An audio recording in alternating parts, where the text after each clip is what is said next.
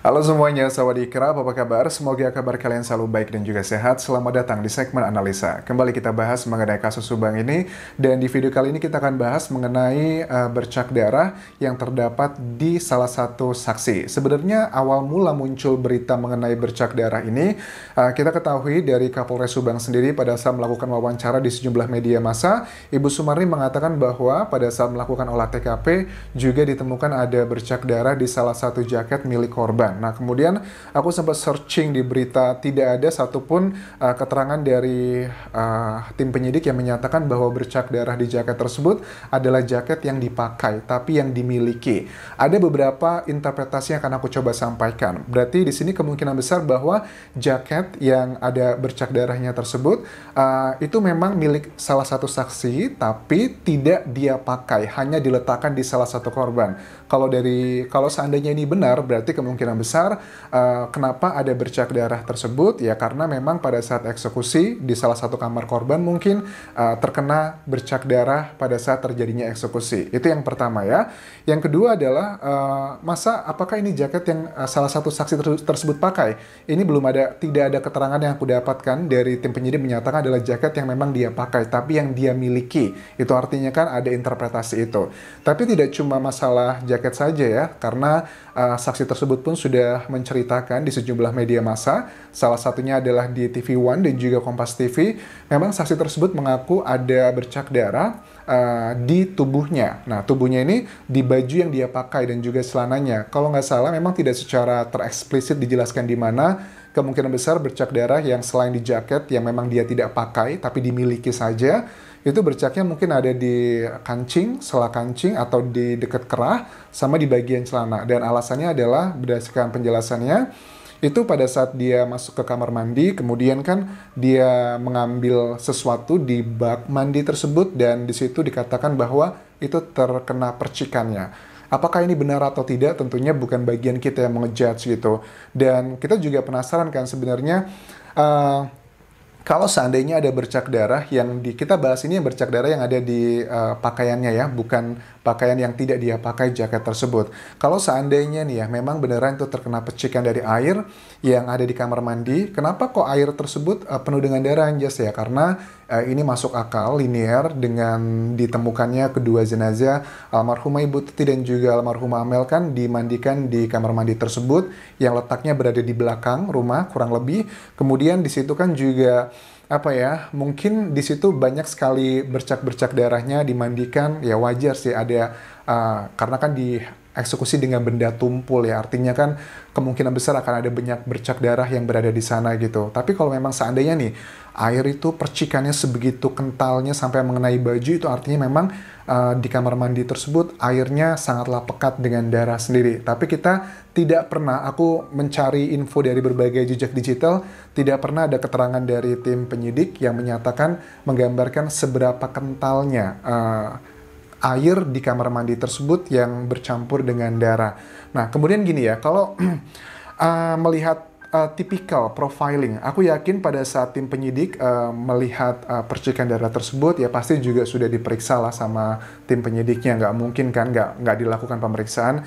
Nah, tidak hanya untuk masalah percikan darah, tapi juga dengan temuan-temuan lainnya atau jejak digital atau sisa-sisa tertentu di lokasi kejadian, pasti juga sudah dilakukan pemeriksaan. Jejaknya itu ya jejak yang dari tubuh manusia juga dilakukan pemeriksaan.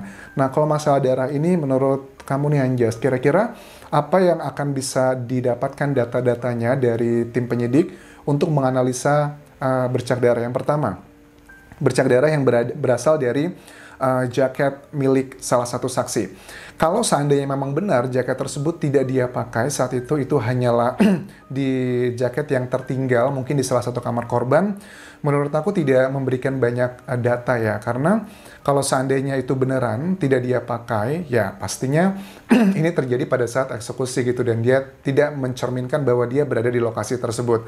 Tapi kalau jaket ini adalah jaket yang dia pakai, kemudian ada bercak darahnya, nah ini kemungkinan ada sesuatu hal gitu, karena kan kita tidak bisa menutup mata bahwa saksi tersebut mengakui bahwa pada saat datang ke lokasi kejadian jam 7.15, Dan ada sejumlah keterangan dari saksi lainnya yang mengatakan bahwa yang menemukan pertama kali kedua jenazah di mobil yang melihat dan juga memegang untuk melakukan identifikasi itu kan pertama kali adalah tim Inavis ya, yang datang sekitar jam 10-an pagi di tanggal 18 Agustus 2021.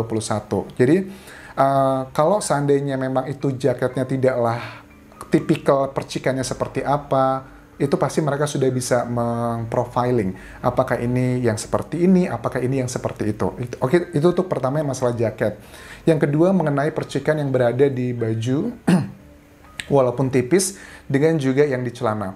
Aku yakin tim penyidik pasti sudah mengambil sampelnya, mungkin dicek dulu ini milik siapa gitu, apakah ini milik darah dari salah satu korban atau keduanya. Itu adalah yang pertama, melakukan pengecekannya, dan pengecekan ini juga menjadi salah satu fundamental ya, karena untuk melihat apakah ini beneran milik korban atau tidak gitu, atau milik yang lainnya.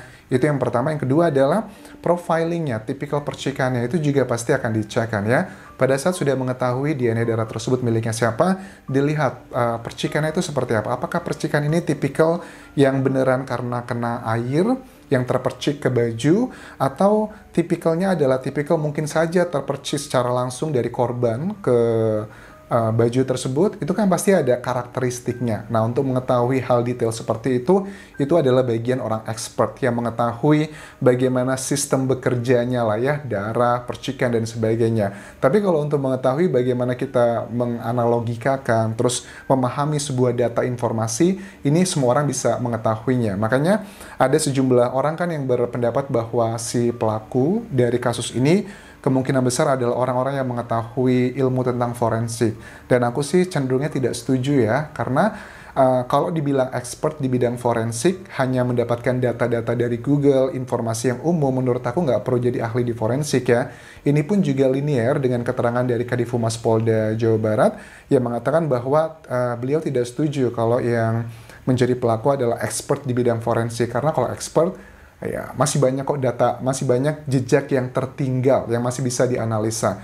Ya, ini adalah kekuatan membaca si Google ya. Jadi, ya untuk melakukan, kan ada beberapa teman-teman yang bilang gini, Anjas, kamu kan memberikan banyak data informasi tentang BTS, tentang DNA, tentang ya sidik jari dan sebagainya. Itu nanti bisa menjadi pengetahuan bagi para penjahat loh. Nah, ini sama sekali nggak. Bahkan Dr. Hastri pun mengatakan pada saat aku ngobrol bersama Denny Darko di channelnya, hal-hal seperti itu bukanlah hal yang sifatnya identik hanya orang-orang yang berpengetahuan expert di bidang forensik. Semua orang pun bisa melakukan itu kalau dia Google mau membaca. Kalian search aja di Google kalau pengen tahu bagaimana cara menghilangkan jejak pembunuhan, bagaimana cara mengetahui data BTS, itu semuanya ada di Google.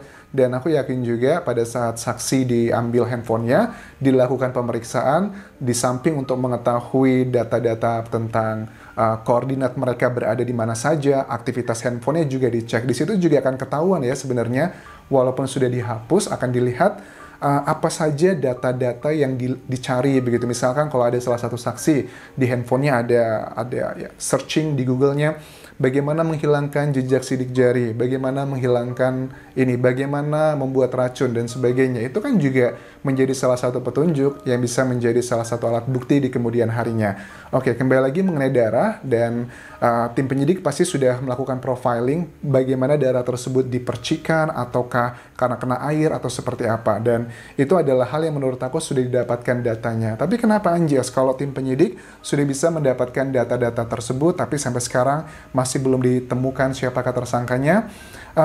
Terminologi belum ditemukan menurut aku kurang tepat ya. Mereka, aku yakin dari awal kasus ini muncul pun Kadif Humas Polda Jawa Barat mengatakan bahwa kasus ini pada prinsipnya tidaklah sulit, tapi memang dibutuhkan kehati-hatian. Nah, karena memang tersangka ini nanti mungkin terbagi dalam beberapa kategori. Pertama adalah pelakunya, kemudian adalah otak atau dalang, orang yang membantu, dan orang yang mengetahui. Karena ada kecenderungan, sepertinya ada beberapa orang yang kecenderungan itu suka mengklaim ini, itu, A, B, C, D dari awal ini kasus muncul. Tapi ya tim penyidik tidak percaya begitu aja kan ya. Jangan mentang-mentang ada saksi A gitu mengatakan bahwa oh saya melihat saksi B dan D pada saat itu ada di lokasi kejadian, sudah pasti langsung ditangkap. Kan tidak seperti itu. Harus di cross check dengan data-data. Misalnya begini, ada saksi A mengatakan bahwa saya melihat saksi B dan C itu malam itu berada di lokasi kejadian. Akan di cross check di handphonenya, titiknya mereka berada di mana. Itu adalah yang pertama. Kedua, cross check lagi dengan data-data mungkin CCTV, karena walaupun CCTV di lokasi kejadian sekitar itu kan banyak yang mati katanya, tapi juga ada beberapa CCTV yang sudah kita ketahui diambil oleh tim penyidik milik warga. Itu juga bisa membuktikan bahwa apakah benar ada orang yang datang yang dituduh malam itu ke situ atau tidak. Itu adalah hal yang tidak bisa terbantahkan. Nah, kemudian apakah menurut kamu Anjas di bulan Desember ini tim penyidik sudah bisa mengumumkan tersangkanya? Jujur, aku sih tidak bisa memprediksi apakah ini akan iya atau tidak, tapi seharusnya sih kalau hanya untuk mengumumkan satu orang saja yang menjadi pelakunya, kemungkinan besar bisa. Tapi kalau tim penyidik punya strategi lainnya, karena mungkin ingin mendapatkan yang lebih besar, lebih banyak gitu, dibiarkan dulu.